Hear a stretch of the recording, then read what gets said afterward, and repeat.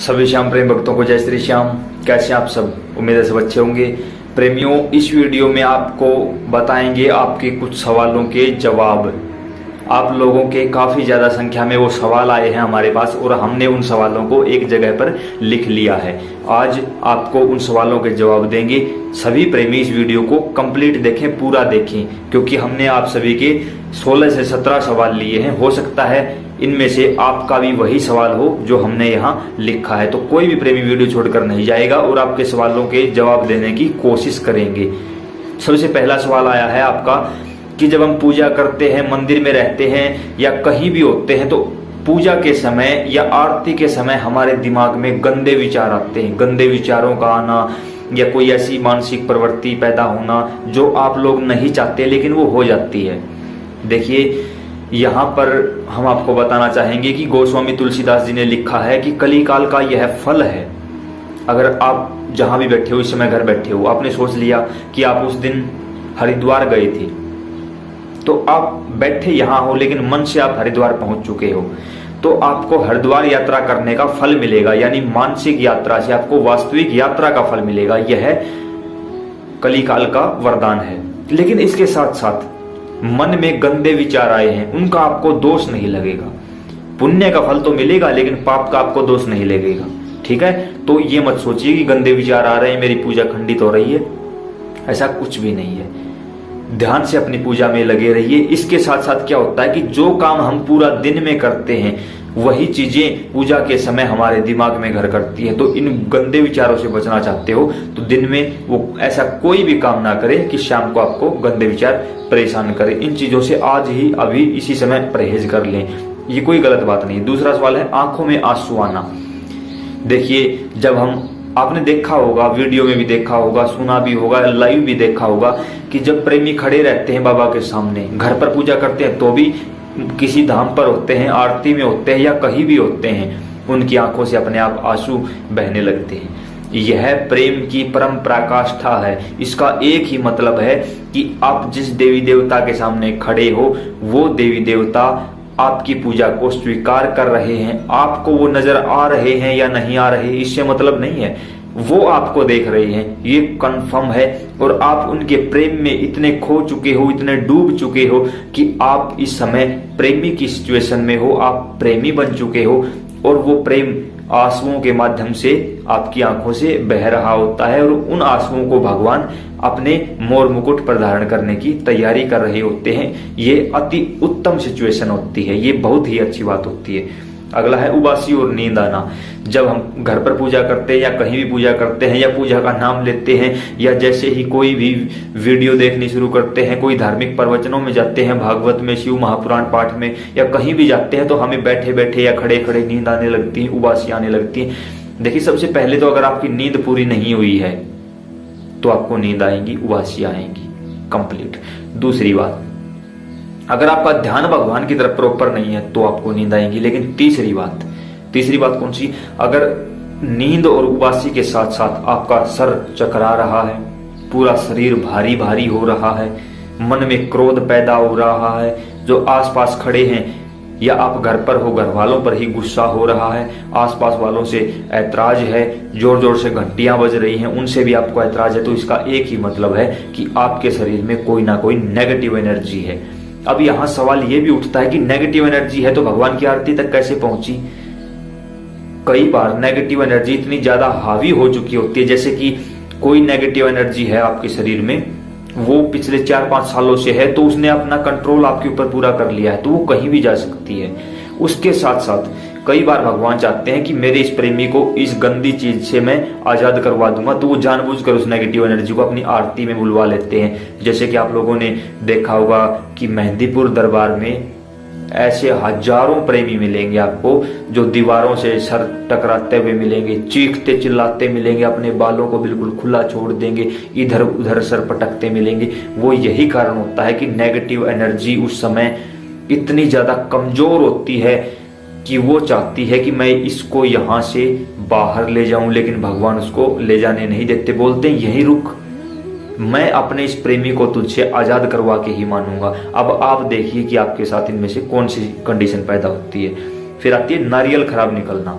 कई प्रेमी क्या करते हैं, जैसे कि आपने देखा होगा, प्रेमी भगवान को नारियल समर्पित करने से पहले नारियल को फोड़ लेते हैं, उसके अंदर से टुकड़े निकाल लेते हैं। जब कई बार हम नारियल फोड़ते हैं तो वो बिल्कुल अंदर से जला हुआ बिल्कुल खराब निकलता है। हम सोचते हैं यार ये क्या हुआ, हमारे साथ ही ऐसा क्यों हुआ, क्योंकि बाहर से तो पता नहीं चला हमें कि नारियल के अंदर क्या है। इसका एक ही मतलब होता है कि भगवान ने आपका समर्पण स्वीकार कर लिया है। यह डरने घबराने की बात नहीं है, ये अच्छी बात है। किस्मत वालों का नारियल खराब निकलता है। क्यों? क्योंकि अगर वो नारियल अच्छा होता, कंप्लीट होता, तो आप 2 टुकड़े भगवान को चढ़ाते, तीसरा खुद खा लेते, किसी को बांट देते, परिवार में बांट देते। लेकिन वो खराब है तो वो पूरा समर्पण आपने भगवान को कर दिया। लेकिन आपको भगवान की मूर्ति के आगे नहीं रखनी चाहिए वो चीजें। जो पास में हवन कुंड होता है, हवन कुंड में उसको डालकर भगवान को समर्पित कर दो, भगवान उसका भोग लगा लेंगे। अगला सवाल है फूल गिरना। जब आरती करते हैं, पूजा करते हैं या किसी दरबार में गए होते हैं, वहां पुजारी महाराज दूर से फूल फेंकते हैं आपकी तरफ। कई प्रेमियों की झोली में फूल गिर जाता है, हाथों में फूल आ जाता है या शरीर पर कहीं भी फूल गिर जाता है। यह अति उत्तम बात होती है। इसका मतलब भगवान ने आपको प्रसाद रूपी फूल दे दिया है। जो आपकी मनोकामना थी वो आपकी झोली में डाल दी है। उसके साथ साथ कई प्रेमियों के साथ ये भी होता है कि भगवान को फूल समर्पित किए हैं उन्होंने, और वहां बैठकर जब कोई भी बात बताते हैं भगवान को, वही फूल वापस अपने आप नीचे आ गिरता है। ये अच्छी बात है। कई प्रेमियों के साथ ये भी होता है कि वो आरती में खड़े हैं, सामने भगवान की सूरत को देख रहे हैं, लेकिन कोई कुछ नहीं होता। अचानक ही भगवान की फोटो से कोई भी फूल या कोई भी फूल माला अचानक नीचे अपने आप नीचे गिर जाती है। तो इसका एक ही मतलब है, उस समय जब हमने यह दृश्य देखा, हम जो भी मांग रहे होते हैं वो हमें दे दिया जाता है, इसलिए फूल नीचे गिरते हैं। अगला सवाल है धूप का धुआं। जैसे ही हम धूप प्रज्वलित करते हैं, उसका धुआं भगवान की तरफ जाता है, कभी कभी हमारी तरफ आता है, कभी ऊपर की ओर जाता है, कभी उसमें ओम की आकृति बनती है, कभी स्वास्तिक चिन्ह बनता है। इन सब के क्या मतलब? इन सब का मतलब है भगवान उस धुएं के रूप में मौजूद हो चुके हैं आपके पास। आप उस समय जो भी पूजा करोगे वो डायरेक्ट भगवान के पास पहुंच चुकी है। अगला है कि आरती के समय, पूजा के समय या कोई भी ऐसा समय जब आप भगवान का ध्यान कर रहे होते हो, उस समय दरवाजे पर किसी गाय का आना, अगर कोई भी दरवाजे पर उस समय गाय आती है तो इससे अच्छा संयोग नहीं हो सकता। आप पूजा करते रहें, घर के किसी अन्य सदस्य को बोल दें कि गाय को रोटी खिला दे। गाय को रोटी खिलाकर, गाय को प्रणाम करके अपनी जो बात है वो बता दो गाय को। जैसे मैं बोल रहा हूँ, आप सुन रहे हो, उसी प्रकार थोड़ा सा बोल कर बताइए गौ माता को, वो सुन लेंगी और आपकी मनोकामना उसी समय वो पूरा कर देंगी। इसके साथ है घर में पूजा के समय कोई किसी मेहमान का आना। जब हम, कई बार होता है ना हमारे साथ, हम पूजा करने बैठते हैं लेकिन उसी समय कोई ना कोई आवाज देकर अंदर आ जाता है। कोई हमारे गांव का, घर का, परिवार का, रिश्तेदारी का, या कोई भी ब्राह्मण या कोई भी संत भोजन के लिए आ जाते हैं। कई जो भी ऐसा होता है, इसका एक ही मतलब है कि आपकी पूजा जो आपने पहले की थी वो स्वीकार कर ली गई है। आपके घर में भगवान का निवास है, उसके रूप में जो भी आया है उसके रूप में खुद भगवान आए हैं, क्योंकि अतिथि देवो भव। हम भारत देश के नागरिक हैं, हमारे यहाँ मेहमान को भगवान का दर्जा दिया गया है। इसका एक ही मतलब है कि भगवान अपने असली स्वरूप में आपके घर आए हैं। क्लियर? उसके साथ अगला सवाल है ज्योति का ऊपर उठना। जैसे कि हम हवन इत्यादि करते हैं तो जो लपटें होती हैं वो ऊपर की ओर जाती हैं, उसमें किसी देवी देवता की मूर्ति बनती है। या जब हम घर में दिया जलाते हैं उसमें भी वो जो बाती रखी हुई है वो ऊपर की ओर उठने लगती है या लो बिल्कुल ऊपर की ओर जाने लगती है। इसका एक ही मतलब है, भगवान वहां मौजूद हैं और आपकी बातों को सुन रहे हैं, आपको देख रहे हैं। उसके साथ साथ बरसात होना। अगर आप पूजा के लिए बैठो या किसी भी अच्छे काम के लिए जाने की तैयारी कर रहे हो, अचानक एकदम से बरसात शुरू हो जाती है, इसका एक ही मतलब है कि भगवान ने आज तक आपने जो भी गंदे कर्म किए थे उनको साफ कर दिया है, धो दिया है। आप एक नवजात शिशु की तरह निष्पाप हो चुके हो और भगवान ने आपको अपनी गोद में धारण कर लिया है। अगला सवाल है शंख और घंटे की आवाज सुनाई देना।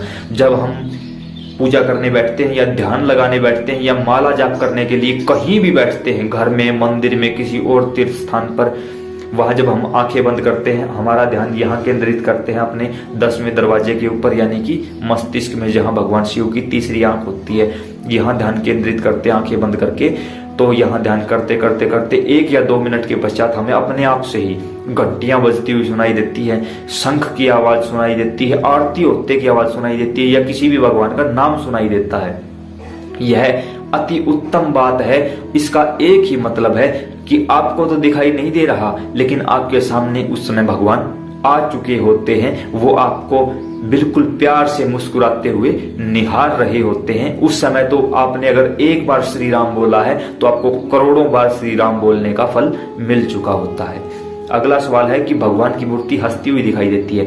जब हम शाम को आप सभी के साथ मिलकर आरती के बाद बाबा श्याम के लाइव दर्शन करते हैं, जो प्रेमी लाइव दर्शनों से जुड़े हुए हैं उन्हें पता है हम क्या बोल रहे हैं। जो नहीं जुड़े हैं, नीचे डिस्क्रिप्शन में हमने अपना व्हाट्सएप नंबर दिया है, आप हमारे पास एक ही मैसेज छोड़ो कि हमें बाबा के ग्रुप से जोड़ो, बस हम जोड़ देंगे। नीचे हमने अपना इंस्टाग्राम आईडी और फेसबुक ग्रुप का लिंक भी दिया है, वहां भी आप फॉलो कर सकते हो, श्याम परिवार का हिस्सा बन सकते हो।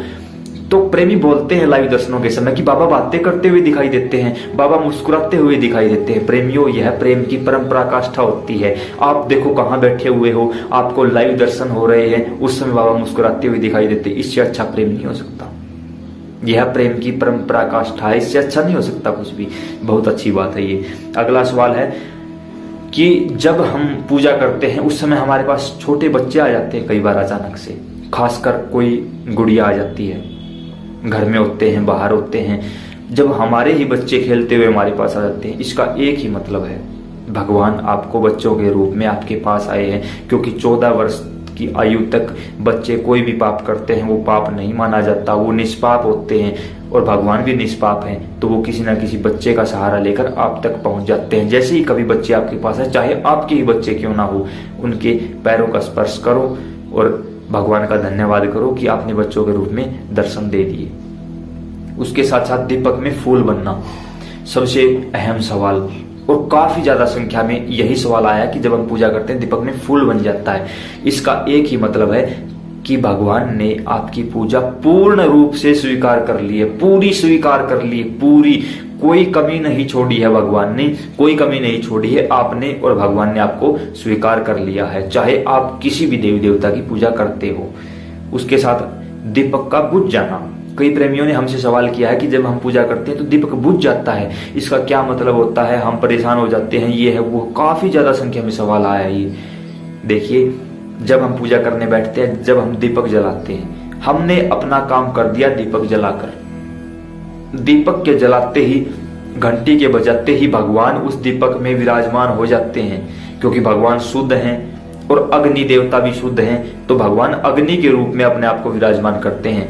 अब जब हम पूजा कर रहे हैं, 1 मिनट बाद, 2 मिनट बाद दीपक बुझता है, बुझ जाए, हमें उससे क्या, हम तो भगवान का नाम लेकर बैठे थे, दीपक जलाया था, भगवान आ चुके थे। अब कोई कुछ भी करे, हमें इस बात से कोई लेना देना नहीं है, हमें अपने भगवान से लेना देना था। वो हमारे पास, हमारे सामने बैठे हैं, जो आरती चालीसा पढ़ रहे हैं, वो सुन रहे हैं, वो बात खत्म। हम क्यों आगे बढ़े इस बात को, क्यों बढ़ाएं इस बात को, कोई फायदा नहीं। तो घबराइए नहीं, इसमें कोई गलत नहीं होता।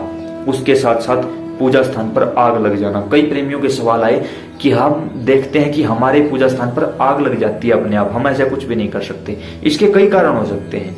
सबसे पहला कारण, जैसे आप अपने पूजा स्थान पर कई बार नारियल, ध्वजा, मोरपंख या कुछ ऐसा रख देते हो जो किसी ना किसी कारणवश उस दिए की लपट के कारण आग पकड़ लेता है, और जो नीचे कपड़ा बिछाया होता है या कहीं आसपास ऐसे कपड़े होते हैं, या जैसे कुछ प्रेमी तो क्या करते हैं कि जो बाबा का जो मंदिर होता है वो काठ का बनवा लेते हैं, उसमें भी वो आग लग जाती है। तो इस वजह से आग लगती है। कई बार क्या होता है, प्रेमी वहां कपूर रख देते हैं, कपूर अपने आप अग्नि देवता को वैसे ही प्रज्वलित कर देते हैं, तो उसकी वजह से आग लग जाती है। कई बार क्या होता है कि हमारे जैसे ही हम पूजा करके वहां से उठकर जाते हैं तो पीछे से चूहे उस बत्ती को लेकर भाग जाते हैं, जलती हुई बत्ती को। उन्हें तो नहीं पता होता, लेकिन उसकी वजह से फिर वो आसपास उनके संपर्क में कोई भी कपड़ा आता है तो वो जल उठती है, और उसकी वजह से फिर आपको परेशानी हो जाती है। घबराने की बात नहीं है, थोड़ा सा ध्यान रखें, कहीं ऐसा ना हो कि इसकी वजह से आप कोई बड़ा नुकसान कर लें। ये कोई बड़ी बात नहीं है, बिल्कुल नॉर्मल बात है, इससे घबराने की आपको बिल्कुल भी आवश्यकता नहीं है। अगला सवाल है, सपने में मरे हुए व्यक्ति को देखना। जब हम सपन में किसी मरे हुए व्यक्ति को देखते हैं, सपन में कौन दिखाई देगा? या तो हमारे ही पूर्वज दिखाई देंगे। अगर आपको आपके पूर्वज दिखाई दे रहे हैं, वो आपको कुछ देते हैं, तो इसका एक ही मतलब है कि आप जो काम सोच रहे हो करने की, या जो काम आपने शुरू किया हुआ है, वो बिल्कुल अच्छे से कंप्लीट हो जाएगा और आपको मुनाफा होगा, फायदा होगा। लेकिन अगर उन्होंने कुछ लिया है तो इसका एक ही मतलब है कि आप जो काम कर रहे हो वो पूरा नहीं होगा।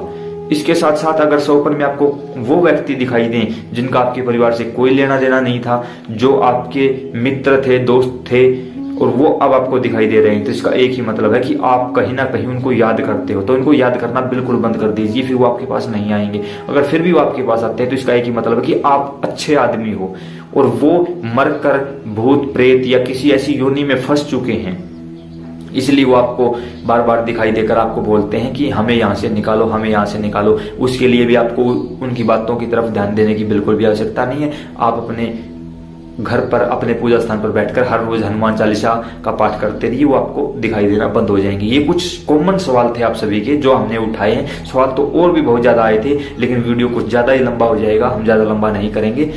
उम्मीद करते हैं आपको आपके सवालों के जवाब मिल चुके होंगे। घबराइए नहीं, बाबा की सेवा करते रहिए। जय श्री श्याम।